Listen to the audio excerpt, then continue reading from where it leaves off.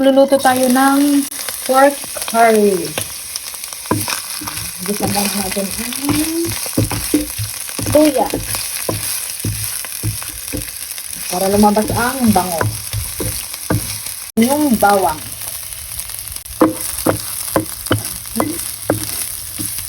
Tapos kailangan lang maging golden brown. Tapos saka natin ilalagay yung sibuyas at karne. Ayan, mabango na siya. Ilalagay na natin ang sibuyas. Maraming sibuyas, matamis. Matamis kasi ang sibuyas. White na onion. Diba? Maraming sibuyas, mas masarap. Saka natin nilalagay yung meat. Binabad ko na pala yan sa wine at asin. Then, yun. Mahinang apoy lang para mabilis siya mag-soft. Lagyan na natin ng konting asin at toyo. Si Amo hindi naglalagyan ng toyo. So, ako yung nagluto, kaya ako bahala kung anong gusto kong ilagay. That's the way I cook curry. And sa Pilipinas kasi, di ba, may gata. Dito wala. Gusto niya siya magluluto. Tingnan natin kung makukuha ko yung gusto nila. Pero, syempre, iba pa rin yung Pinoy magluto eh. Di ba? Yan, tatakpan na natin at mahinang apoy lang.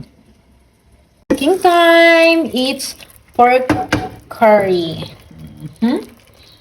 And yes, I have to cut this some of potatoes and carrots para ilagay sa ating pork curry.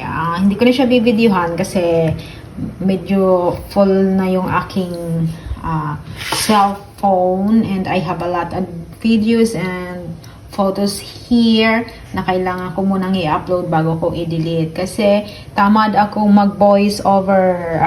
Okay?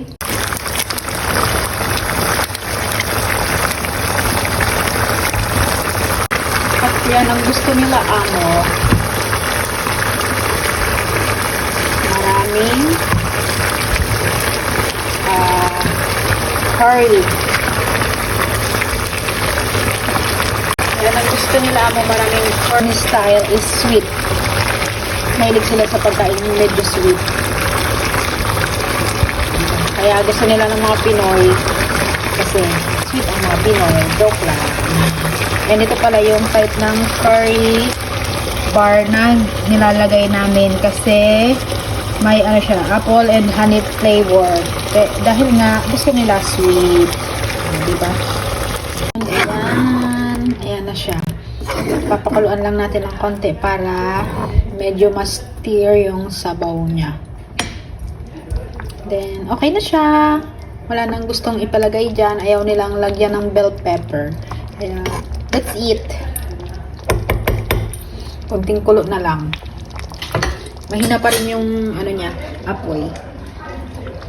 Yung karne niya is soft na.